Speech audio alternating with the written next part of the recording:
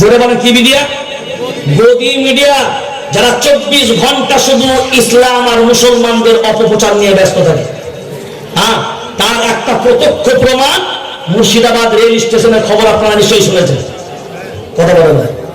এমন করে বহু জায়গাতে এমন হয়, চক্রান্ত করে মুসলমানদেরকে ফাঁসানোর একটা চক্রান্ত করে, কিন্তু সেই চক্রান্তটা পরবর্তীতে যখন ফাঁস হয়ে যায় তখন আর মিডিয়াতে ফেস হয় না, তখন সেটা চাপা পড়ে যায়।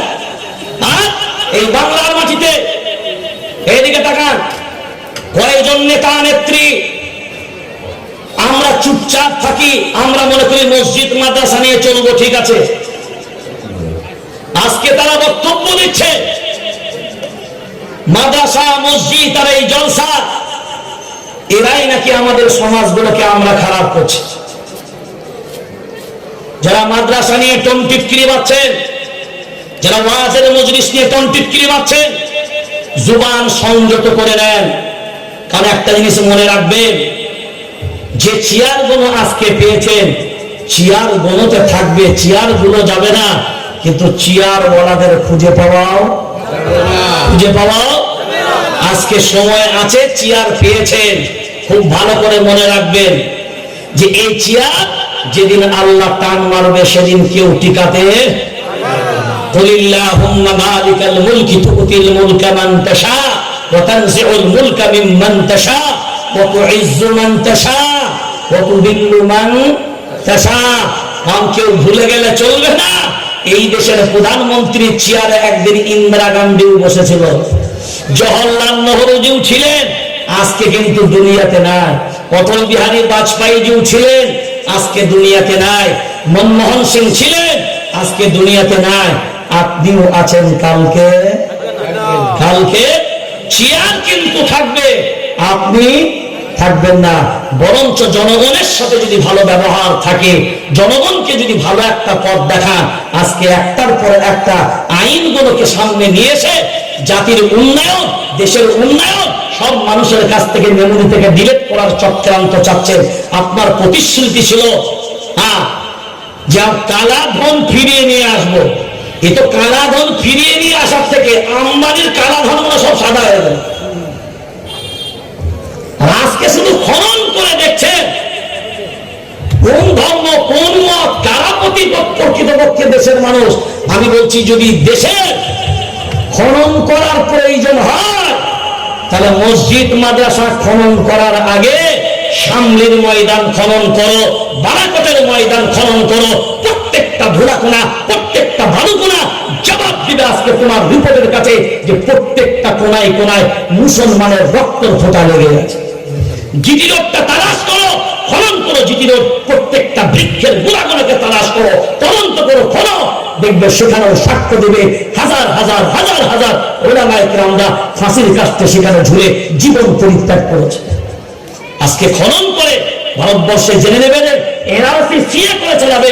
মুসলমান নাম হওয়াটাই ভারতবর্ষের প্রকৃত নাগরিক হওয়ার জন্য সব থেকে বড় প্রমাণ। আল্লাহ যদি কোনোদিন আসে, ইনশাআল্লাহ এর তথ্য ইতিহাস থেকে ইনশাআল্লাহ প্রমাণ দেওয়া হবে। কারণ আমি একজন নিজের লিখক, ইতিহাস লিখতে গিয়ে বহু বাধার সম্মুখীন হয়েছি। তবে আল্লাহ এসব কলমও চলছে, জুবানও চলছে। আল্লাহ যতদিন দেখেছে দোয়া করেন, আল্লাহ যেন দুটোকে সমানে চালানোর তৌফিক দেন। আসসালামু আলাইকুম ওয়া রাহমাতুল্লাহ। কম 10 লক্ষ প্রপার্টি আছে, 10 লক্ষের মতো।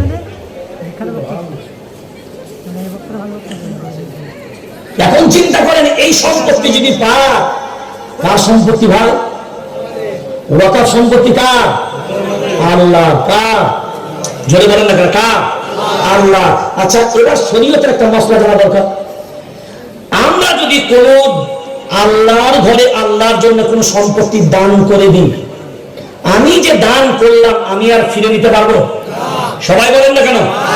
দান হয়ে যাওয়ার পরে আর ফিরিয়ে নেওয়া যাবে না। তাহলে ওই সম্পত্তি যারা দান করেছে তারা যদি নিজে ফিরিয়ে নিতে না পারে, তাহলে আল্লাহর সম্পত্তি কেউ দাবি করলে কারোর হাতে তুলে দেওয়া যাবে? দেওয়া যাবে না। আমাদের বর্তমান সময়ে গর্জে উঠতে হবে। আপনারা যেমন বলছেন অনেক সবাবু হার হালতে এই বিল পাস করবো, তাহলে আমরাও ভারতবর্ষের নাগরিক হিসাবে আমরাও আওয়াজ তুলব।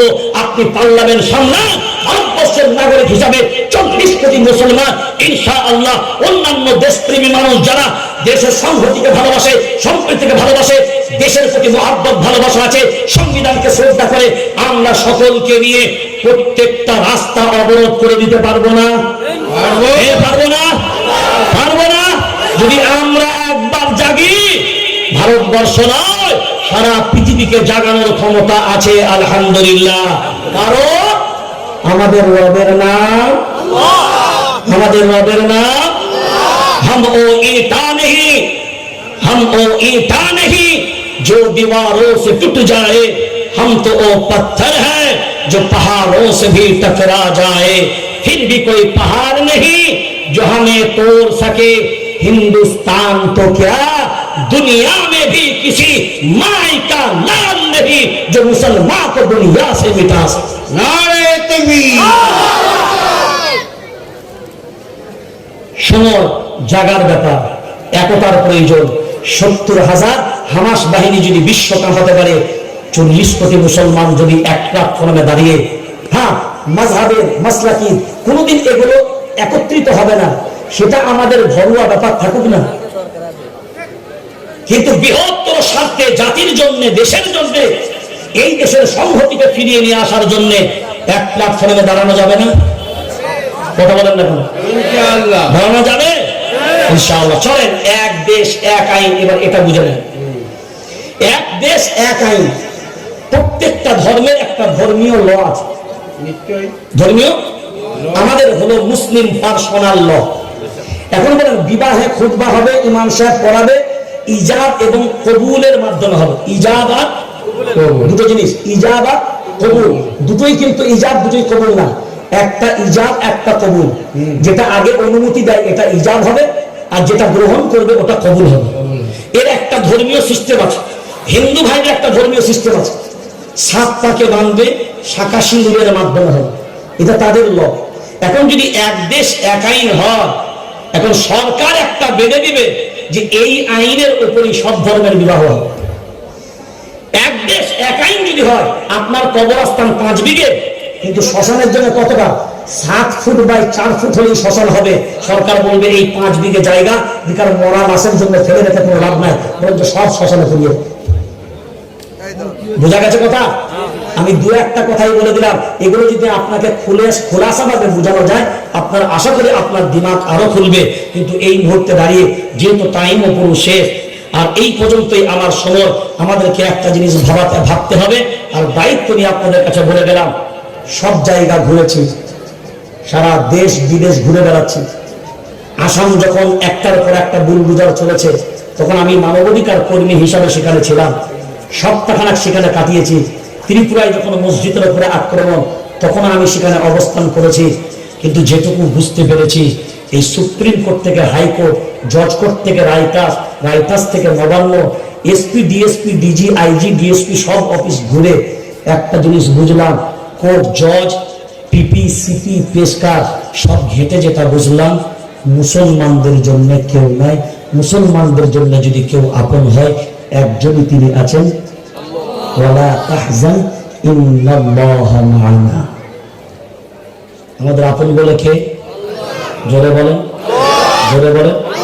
বাস, আল্লাহকে রুজুক, আল্লাহকে মজবুতির সাথে ধরতে পারবো, পারবো ইনশাআল্লাহ।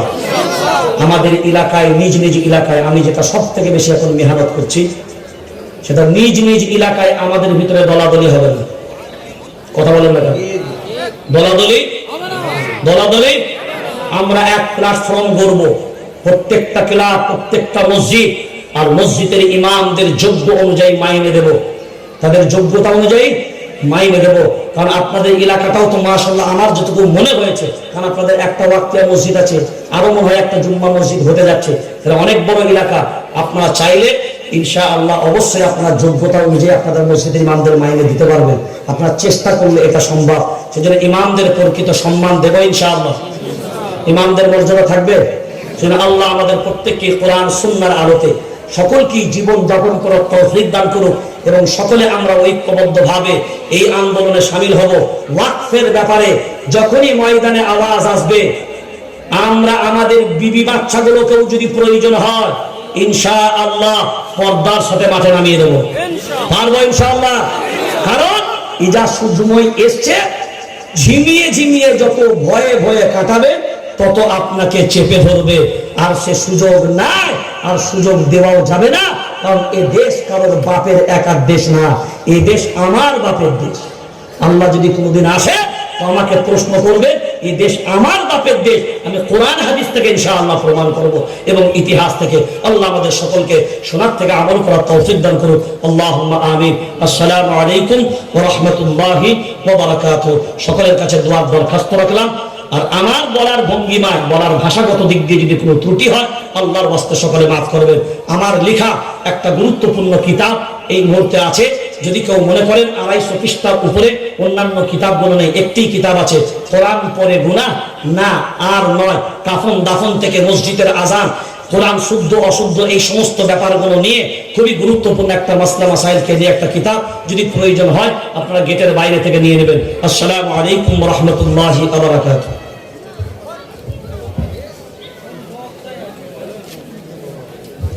আলহামদুলিল্লাহ। আমরা